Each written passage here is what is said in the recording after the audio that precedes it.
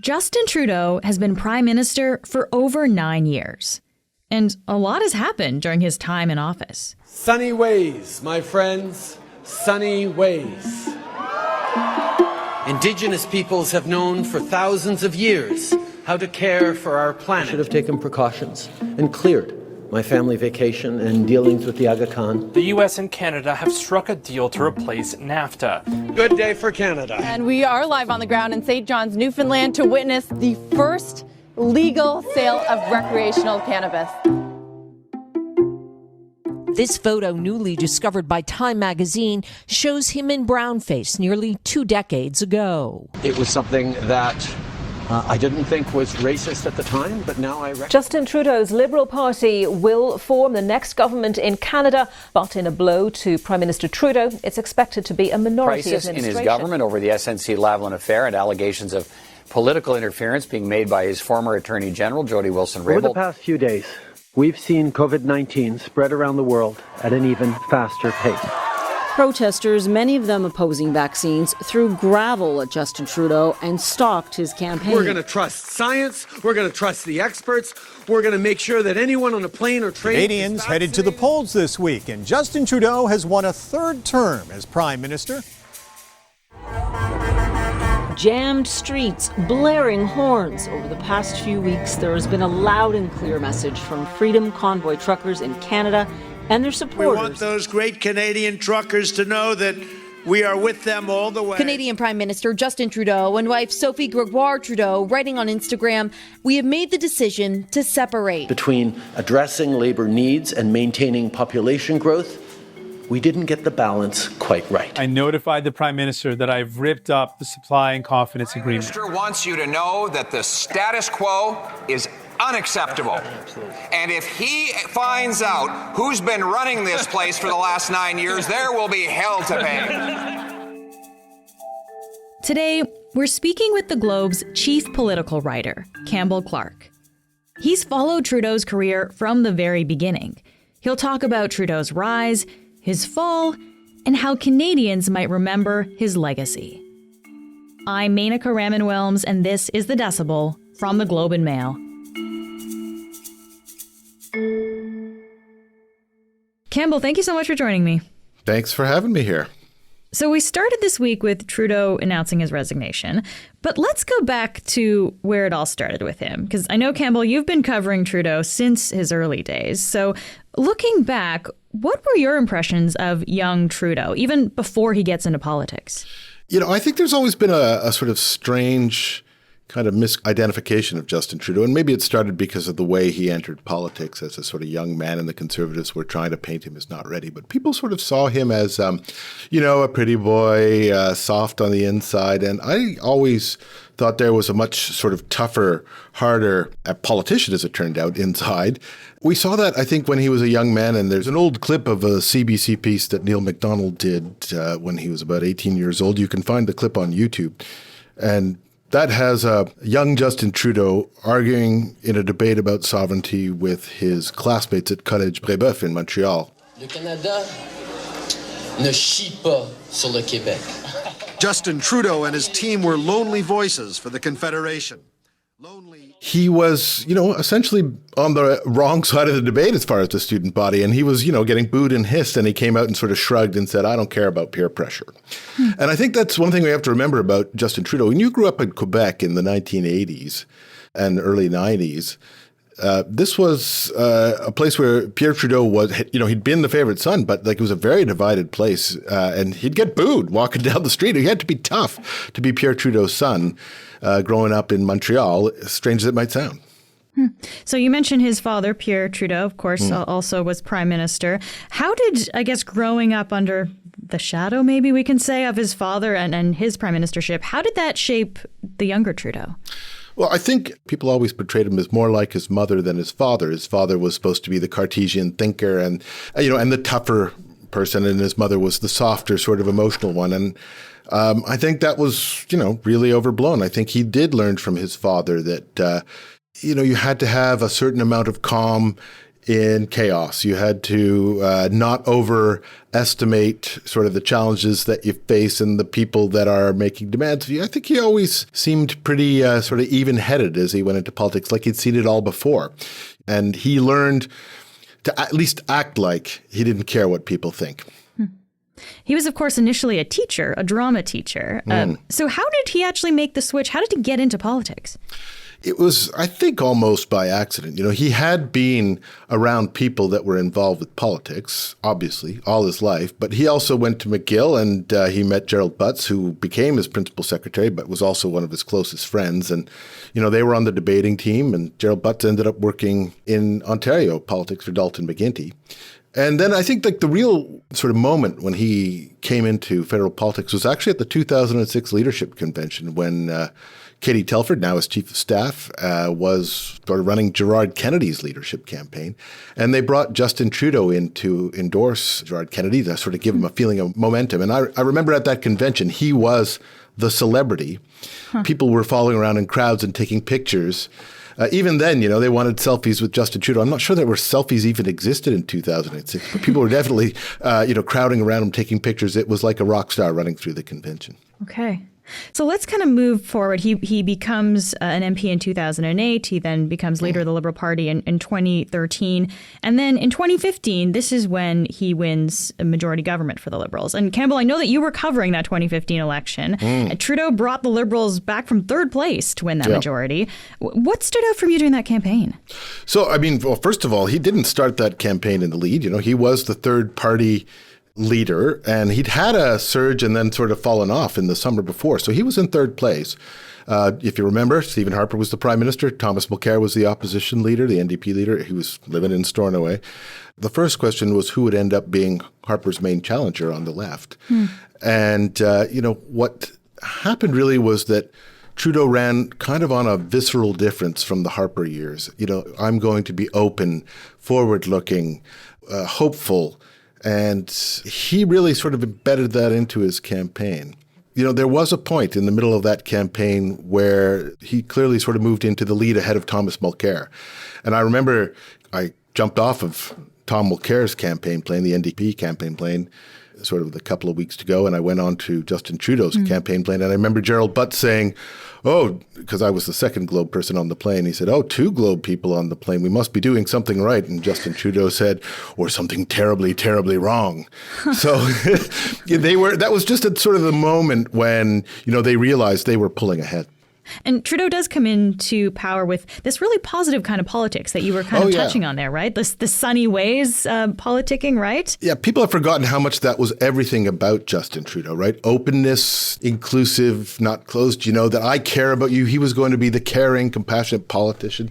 If you look at their campaign platform in 2015, a lot of it was, it was about the economy and growing for the middle class, but it was supposed to be about caring for people, an economy that includes you, the ordinary person in the middle class. And this was a compassionate person who wanted to bring in, Indigenous reconciliation in Canada so that we were all included, climate change, so that we would care about the environment. Those things were actually kind of linked sort of in the public perception. And in fact, if you look back at the 2015 platform, you could see that the section about the environment is a picture of him standing out on the sort of rocky shores of a coast with Jody Wilson-Raybould, who became the first Indigenous justice minister. And there was symbolism in that. So he was supposed to be a new kind of politics. There was also a lot about, electoral reform, fair elections, open government, a different way of doing things. That was the Justin Trudeau of 2014 and 2015. Yeah. At least that was the image. And it's interesting. I remember I was actually in Germany that fall when he was elected. And people would come up to me afterwards once they knew I was Canadian and say, oh, you've got a new prime minister. You have a gender equal cabinet. Like people in other parts of the world knew about Justin Trudeau and this kind of new politics. So, yeah, I guess how was he seen on the international stage? Because it seemed like he was kind of making a splash beyond Canada. Yeah, he was. He was a sort of celebrity on the world stage. And so the first sort of couple of months of Justin Trudeau's government were traveling to, I remember, Manila. He met the Queen. He was at the Commonwealth in Malta. He went to Paris for the climate change talks that led to the Paris Accords. And that really sort of had a level of power to it, I think. people were open to meeting Trudeau. They wanted to be seen with Justin Trudeau, so he had access to, world leaders very easily. And he was seen as the new politics. When Emmanuel Macron was elected in France a little later, he sort of ran very much like Justin Trudeau. And so, of course, Trudeau had that majority government for 4 years. Can we take a little bit of time here and just talk about, I guess, his big wins during the first mandate? What did he manage to get done? So a number of things, actually. The very first things that they did from the platform were forgotten now, I suppose, a middle-class tax cut and raising taxes on higher earners. And then there was the Canada Child Benefit, which really did have an impact on reducing child poverty. There was the first sort of efforts at bringing together some kind of consensus on action on climate change. And there is an industrial carbon tax. But the biggest thing of his first term was dealing with NAFTA. And it was probably the finest hour for his government as a whole. But also, it was very shrewdly played. Immediately after Donald Trump was elected, and it was a surprise, if you recall, he had staffers go down and make connections with staffers in the White House. And so they made those connections, and then they were very cool and calm in handling Donald Trump over a very, very fractious period. They didn't respond to the Trump bait, the Trump tweets. They kept trying to build relationships. They built around Donald Trump, in terms of finding allies in states, in Congress, and so on. And then they were patient and not panicked when they went through the negotiation, which ended up with a deal that was slightly worse than the original NAFTA, but not terrible. And that was a big save for the Trudeau government. I want to ask you briefly about reconciliation, because we touched on this a little bit. His government did talk a lot about reconciliation, also talked about ending boil water advisories on reserves. How far do they get on those things? So they did make progress on those things, and it was very slow progress. But that was one of the sort of clashes with reality that the new politics of Justin Trudeau faced in that first term. So they made that promise, and I think they made that promise without really thinking through how it was going to be done.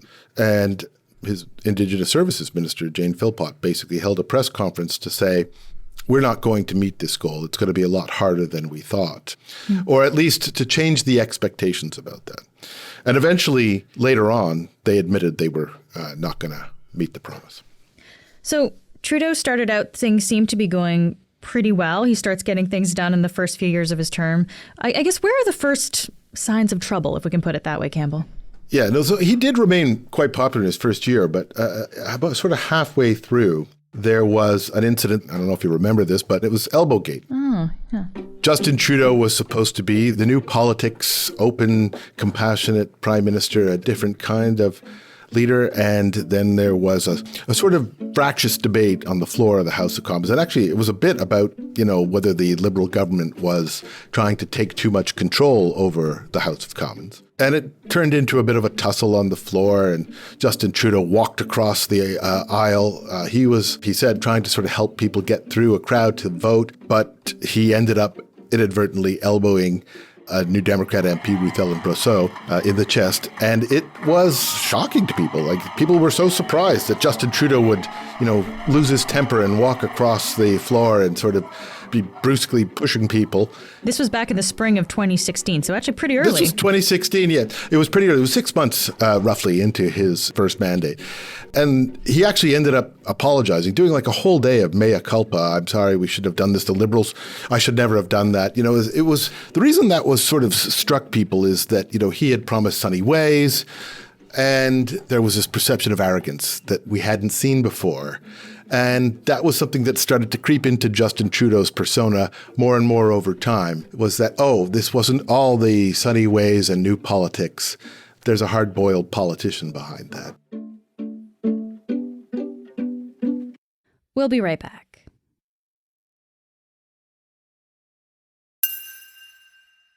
And then in 2019, I think a lot of people will remember the SNC-Lavalin issue. This was, of course, when former Justice Minister Jody Wilson-Raybould was asked to defer prosecution of this company, SNC-Lavalin. Can you, talk about the significance of this, Campbell? How does this change things for the Trudeau government? Yeah, I think that's sort of part and parcel of the new politics image falling apart. And one of the symbols of that was when he shuffled out Jody Wilson-Raybould, the Justice Minister, the first Indigenous Justice Minister, and who'd been a symbol. He shuffled her to Veterans Affairs. She was obviously unhappy, and she felt that she'd been moved out because she had objected to giving SNC Lavalin sort of an easy path out of prosecution for corruption charges. And so she eventually resigned. The truth and principles must always come first, and that's what I did, and that's what I'll continue to do. Justin Trudeau pushed her out of the Liberal caucus, and so did Jane Philpott, one of Mr. Trudeau's most effective ministers. And it became a sort of standoff between himself and two of his most high-profile female ministers. And I think that really affected his image. It was at that point where really he went from being a majority prime minister to trying to save his majority and eventually becoming a minority prime minister. Yes, as you say, later that year in 2019, they could go to an election and Trudeau wins a minority government this time. And then a few months later, of course, the pandemic happens. So let's talk about how Trudeau handled the challenges that brought, Campbell. What stands out to you? Well, I mean, amongst other things, it was a moment of great panic. We've forgotten how much there was panic, and there was panic inside government. You know, they saw the numbers rising and the hospitals filling up, and there really was fear about what might happen. But in many ways, I think it sort of played into those early days, the first year of the pandemic. It played into what Justin Trudeau's sort of image and strengths were, which was that he had promised to make a government that would sort of be there for people with benefits and supports. And he was willing to spend on social programs and social safety nets. So when the pandemic hit, it was a question of, are you willing to spend money to lessen the panic? And Justin Trudeau's message became, we've got your back. And that's what he said repeatedly. The government will have your back. So they rolled out CERB checks, the benefit checks for individuals, and they rolled out wage supports and loan programs for small business. And, essentially the message from Mr. Trudeau, repeated over and over again, was we are going to be there. The government is going to be there to get through this pandemic. And I think that was fairly successful. Yeah, we saw him every day, right? Speak outside of Rideau Cottage to speak to the nation. It was a daily briefing, right? It wasn't even necessarily, here's what we're going to do. It was, the statistics today are, better or worse. Now, there were often announcements, and they definitely were rolling out new programs all the time. And the one that stands out in the end was a misguided idea that was allowed to go on too far, and that was the We Charity program, which was the idea of paying high school volunteers to volunteer during the pandemic and having that handled by We Charity, which ended up being a sort of controversial mess because it was a charity that was famously tied to Mr. Trudeau and his family, also to the finance minister, Bill Morneau, of the day, and they were receiving a big contract to manage a lot of money to be handed out to volunteers. And of course, then they faced another big challenge during the pandemic, which was getting vaccines at the end of 2020 and in 2021. And they were taking a lot of heat for that because the United States had vaccines before us. But they ended up resolving that problem relatively quickly. And it seemed like they were going to go into an election and have a strong position to win back the majority. And then he calls a snap election in 2021. Yeah. How does that all go? It's funny because when he was leading up to that election, for the most part, he was, fairly popular and had regained a certain amount of his popularity. But, there was some controversy over vaccine mandates. At the time, most of the public seemed to be on his side about those things.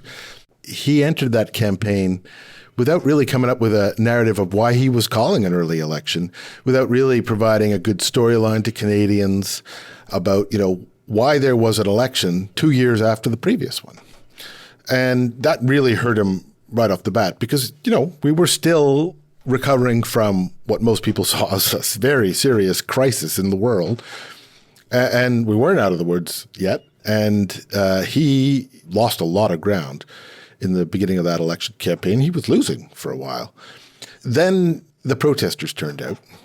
And if you recall, there was one night in southern Ontario where protesters started throwing rocks at him and shouting slogans at him. And he was sort of pulled away from the protest. And I remember that night he was talking about how, these people are our brothers and sisters, our friends, our community, and, we've all been through a tough time. And it seemed like that was the line he was going to take. But a few days later, when the protests started again, he was taking a much tougher line, and he started to talk about how these people who were avoiding the vaccine mandates, those are the people that are keeping us in the pandemic and keeping your children away from their schools. And, they started to push the vaccine mandates as a wedge issue that they could use against Erin O'Toole, that they could use as a political wedge issue. That was the current Conservative leader at the time, yeah. Correct, yes.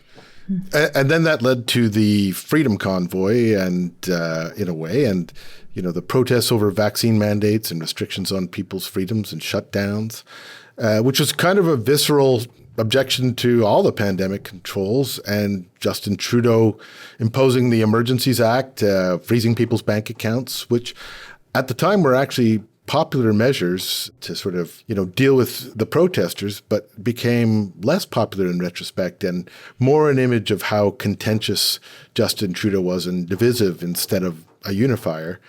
And that wore on the old sunny ways image of Justin Trudeau. But these wedge issues that we were talking about during the election, they start to kind of increase in volume, right? And then Pierre Poilievre comes in as Conservative leader in 2022. How does this, I guess, develop over the next few months? Yeah, I mean, part of that started in 2019 because minority government makes you act more politically. And they did deliberately set up the cabinet after the 2019 election to be more political. They named a Quebec lieutenant.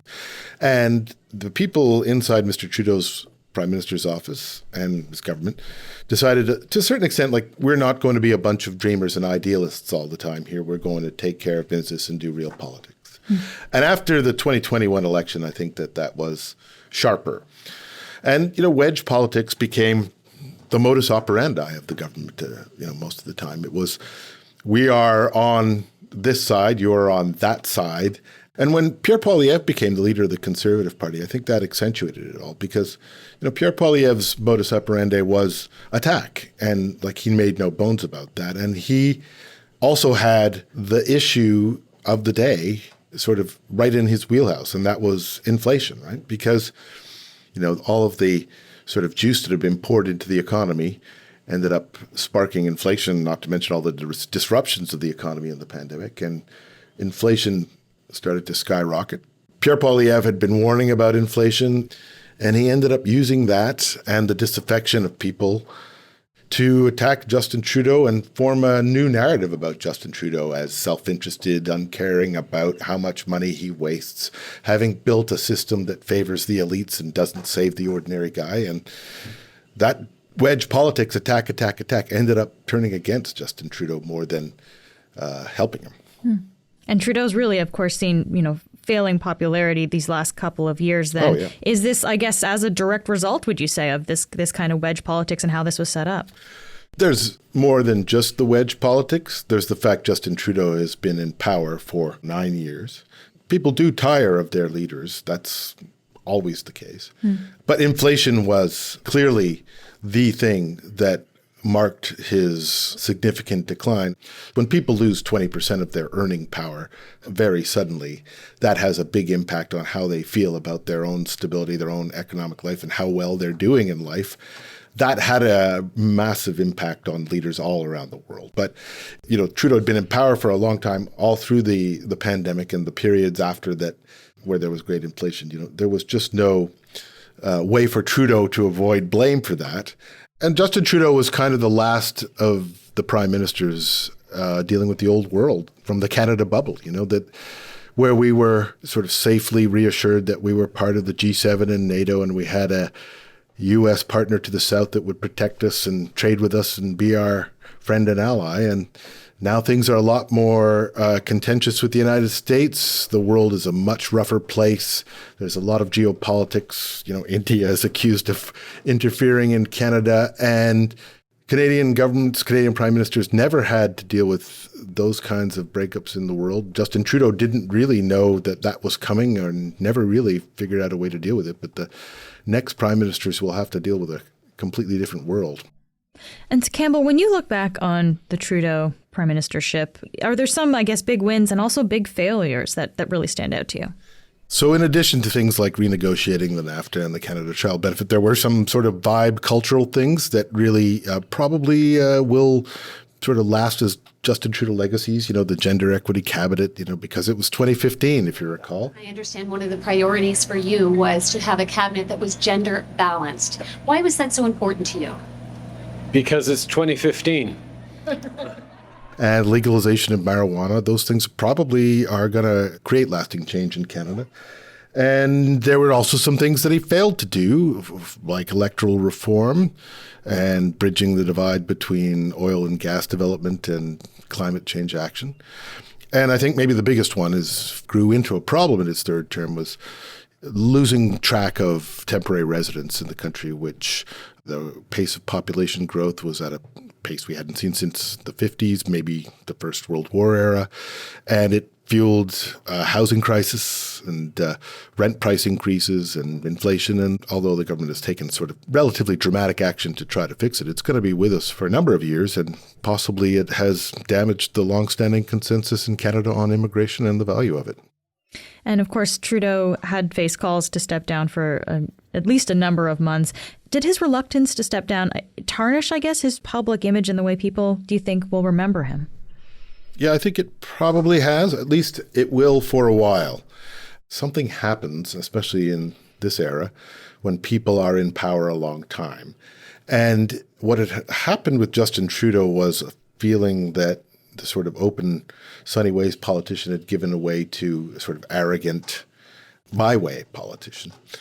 The fact that he wasn't willing to step aside when people were asking him to, people in his own party were asking him to, I think that made him look stubborn and like he was doing it for himself and that he wouldn't give in, that he wasn't listening to people, that he was thinking primarily of his own future, or that he wasn't willing to look at the reality in the country. Now, that is the way a lot of prime ministers and leaders end, that their public feels that they're out of touch. And that'll probably linger for a while because he ended up torturing that feeling amongst Canadians, and much like Brian Mulroney, who stayed into his fifth year of his second mandate and became very unpopular as prime minister. It took Mr. Mulroney years to sort of recover his reputation and be seen as a sort of popular statesman again. So that's interesting then, though. Do you think as we kind of get further away from the immediacy of everything that we've just talked about here, Campbell, do you think people are going to remember Prime Minister Justin Trudeau in a different way? I think they will. People will not see him the way they have in this last year when the sort of Trudeau exasperation has built up amongst a lot of people. That will fade over time. It usually does anyway. But I think the question about his legacy will depend in part about how much people sort of remember the first Justin Trudeau period over the latter Justin Trudeau period. Because the first period was far more successful politically and in terms of, consensus in the country. He will be remembered for doing some things that changed the country. Amongst others, he got the country through a very difficult NAFTA negotiation. He was the first prime minister that took any serious climate change measures. And if national child care funding continues through the next government, well, that will probably be a pretty lasting economic measure for Canadians. But how people see his legacy will probably depend on how the country turns out in the future, but also how much of it's undone by the next government. Campbell, fascinating to talk to you. Thank you so much for being here. Thank you.